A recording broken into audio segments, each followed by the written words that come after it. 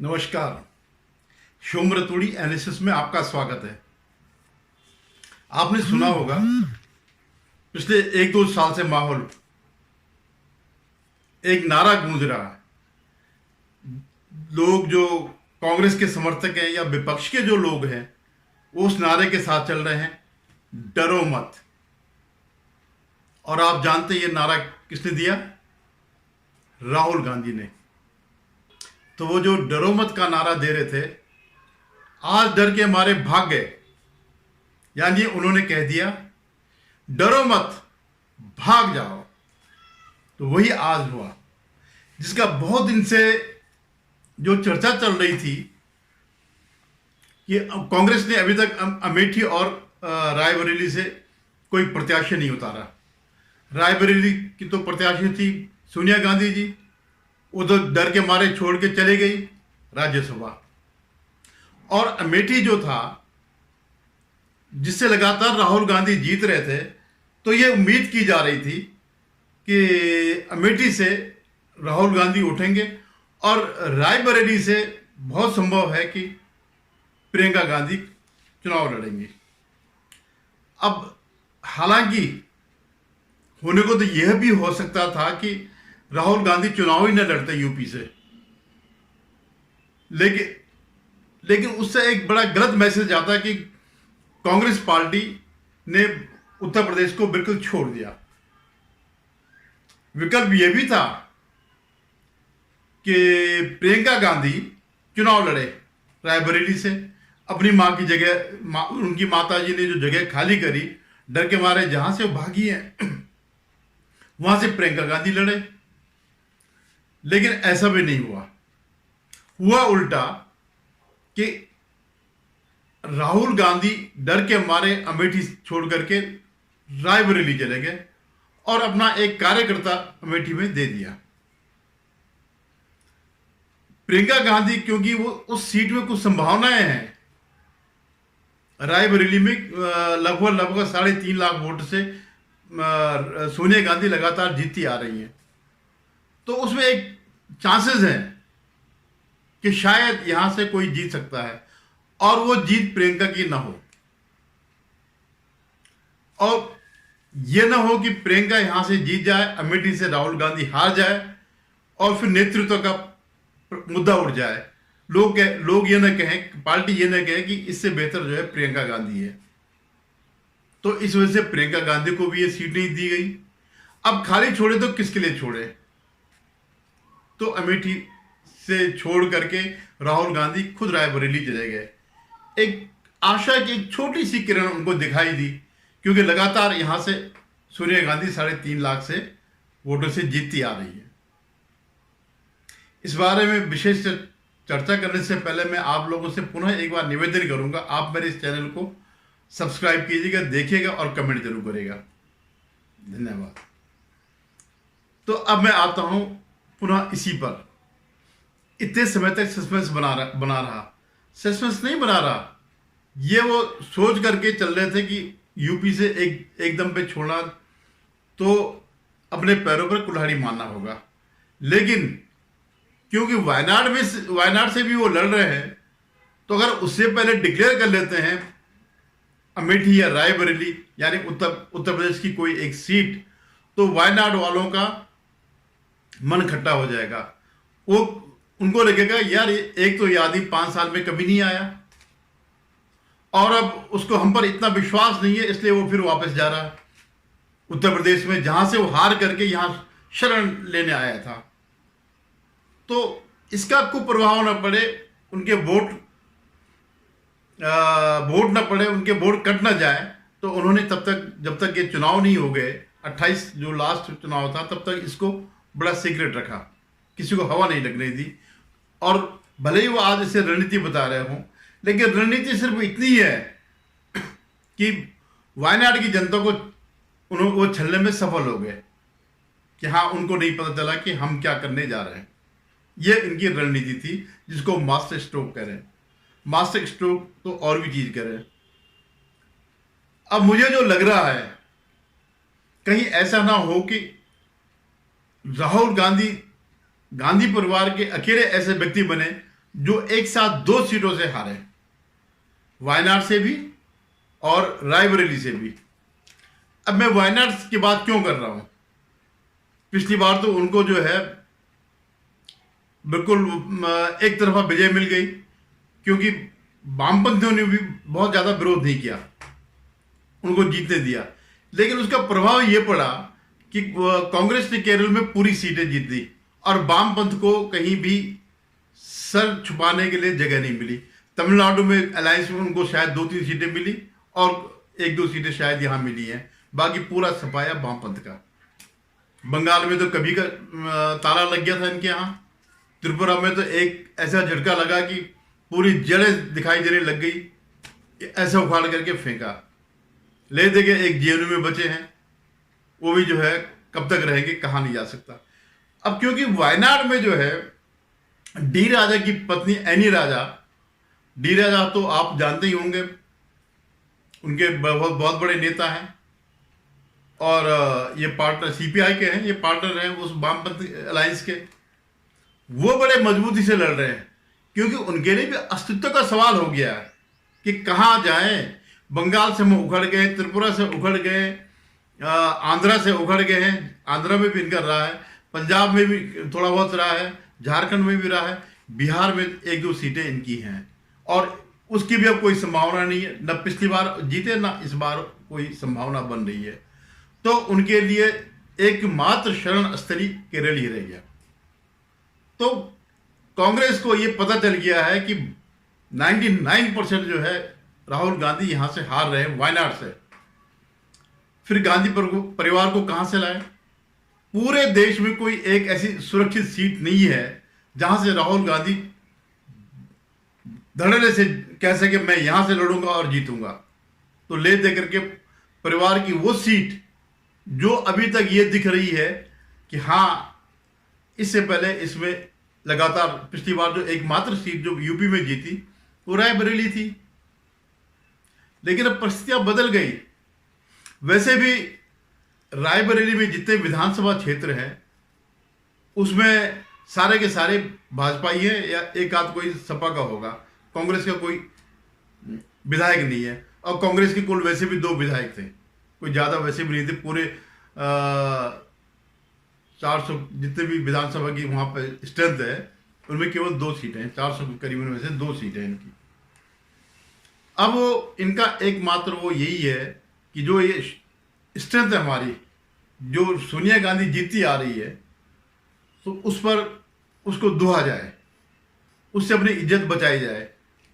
और जब सोनिया गांधी को भी ये एहसास था कि ये सीट हम हार सकते हैं, तो वो राज्यसभा चले गई और जाते हुए एक पत्र उनको दे गई कि भाई बड़ा भावुक सा करने वाला पत्र कि मैं तो इससे जुड़ी हूं, मेरे स्वास्थ्य ठीक नहीं है, ये नहीं है, वो नहीं। हालांकि आज के नॉमिनेशन में वो वहां पर थी और मुझे पूरी उम्मीद है कि जब तक ये चुनाव चलेगा, जब तक वहां वोटिंग नहीं पड़ती है, सोनिया गांधी वहां वहीं डेरा डालेंगी, वो काम करेंगी। लेकिन मजेदार बात क्या है?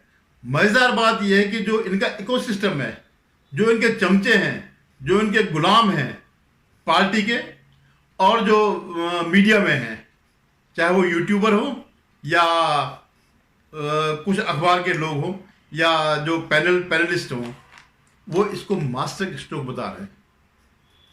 और हास्यास्पद क्या बात कर रहे हैं कि अब तो राहुल गांधी ने जो है अमेठी में एमएल शर्मा करके जो कैंडिडेट है उसको दे करके जो उनके परिवार का सेवक है, कह रहे वो एमएल शर्मा वो है जो चाय पानी लाते थे विजिटर्स के लिए।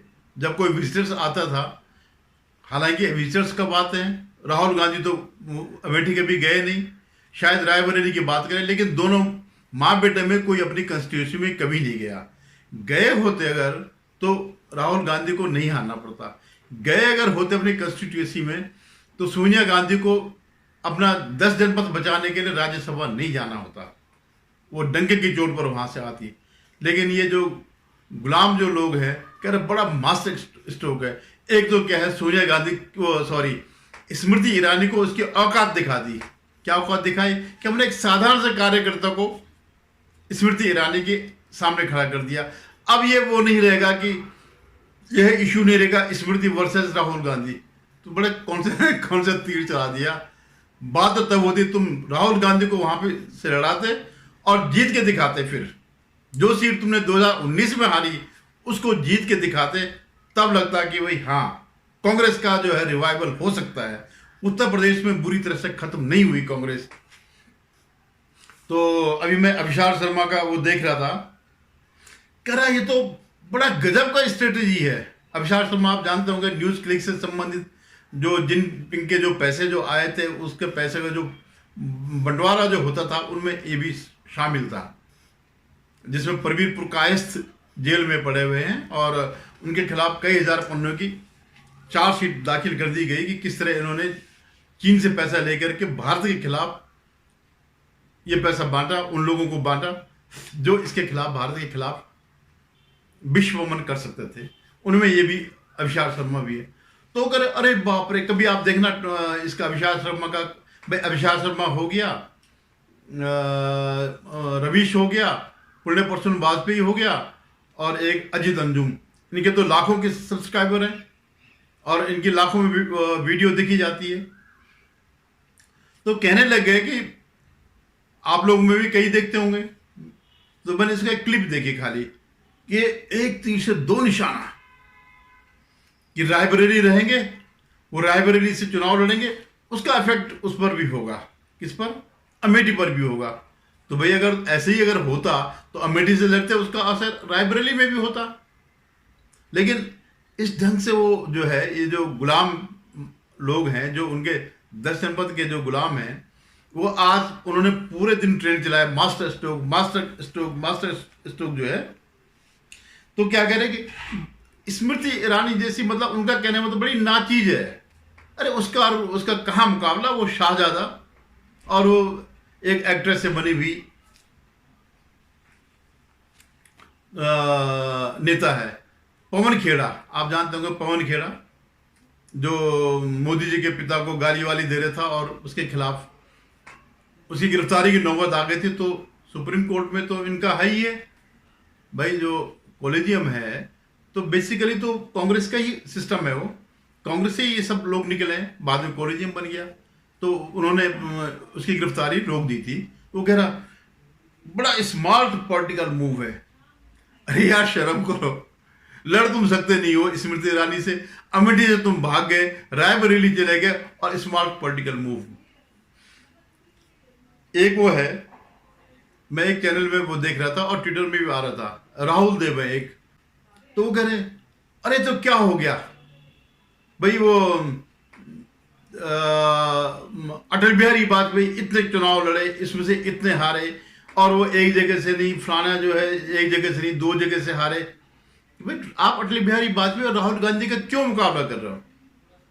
अटल बिहारी वाजपेयी कोई विरासत नहीं है कि अमेठी उनकी विरासत हो या रायबरेली उनकी विरासत हो, वो तो अपने बल पे खड़े उठे हैं।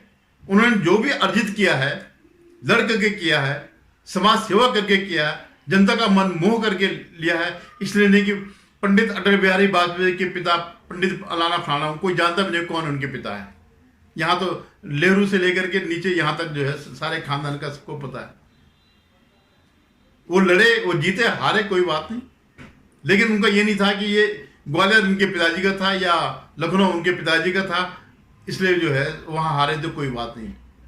तो ये जो इस तरह के लोग जो है इस ढंग से वो कर रहे हैं। वैसे ही एनके सिंह दूसरा बैठा था, कह रहा जी क्या वो भी तो ऐसे दो जगह से लड़े थे।